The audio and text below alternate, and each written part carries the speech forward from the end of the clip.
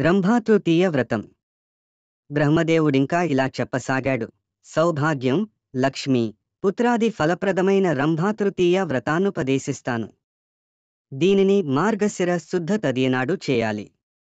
వ్రతి ఈ రోజు ఉపవసించి కుశాలను ఉదకాన్ని కలిపి కుశోదకాన్ని చేతబట్టుకుని బిల్వపత్రాల చివరలను దానిలో ముంచి వాటితో మహాగౌరిని పూజించాలి. ఈ పూజలో కదంబ వృక్షాన్నుండి తీసిన పలుదోముపుల్లను వాడాలి.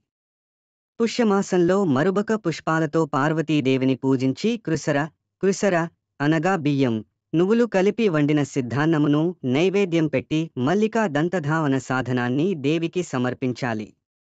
ఉపవాసం చేసి కర్పూరాన్ని మాత్రమే ప్రాశించాలి. మిగతా మాసాల్లో మాసం ప్రాస్న పూలు నైవేద్యం దేవత పల్దోము పుల్ల. మాఘ నెయ్య తెల్లకమల పెరుగన్నం సుభద్రాదేవి. ఫాల్గుణ జీవకుంద శష్కులి గోమతి కుందనాళం. చైత్ర పెరుగు దమనక కృసరాన్నం విశాలాక్షి తగరకాష్ట. వైశాఖ అశోకమొగ్గ కర్ణికార శ్రీముఖివట. జ్యేష్ఠ లవంగం శతపర్ణి చక్కెర నారాయణి శతపర్ణి. ఆషాఢ తిల బిల్వపత్ర నెయ్యి పాయసం మాధవి గూలర.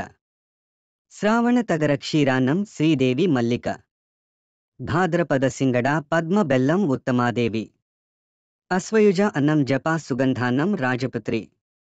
కార్తీక పంచగవ్య జాతి కృసరాన్నం పద్మజ. జీవ అనేది ఒక కాయగూర పేరు. ఇది పంచదారంతా తీయగా ఉంటుంది. శష్కలి అంటే పూరియేగాక తిల, తండుల, ఉడద చూర్ణంతో చేసిన యవాగు అనే అర్థం కూడా ఉంటుంది. తగర అనే పదానికి పూల చెట్టు, తెల్లపూలు, మదన వృక్షమనే అర్థాలున్నాయి. ప్రాస్నేనగా నోటిలో వేసుకునుట. ఈ ప్రకారంగా మార్గశిరం నుండి కార్తీకం దాకా ఒక ఏడాది పాటు వ్రతాన్నవలంబించి చివరి కొందరు బ్రాహ్మణులను వారి పత్నులతో బాటు పూజించి వారికి నెయ్యి, నువ్వులతో వండిన వంటలతో భోజనం పెట్టాలి.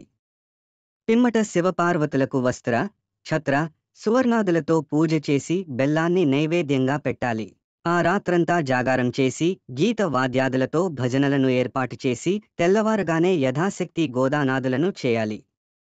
ఈ వ్రతాన్ని భక్తిశ్రద్ధలతో ఆచరించిన వారికి అన్ని సంపదలు అబ్బుతాయి. ఈ వ్రతాన్ని రంభ తొలిసారి చేసి ధన్యురాలైనది కాబట్టి ఆమె పేరిటనే దీన్ని వ్యవహరిస్తున్నారు. అధ్యాయం 120.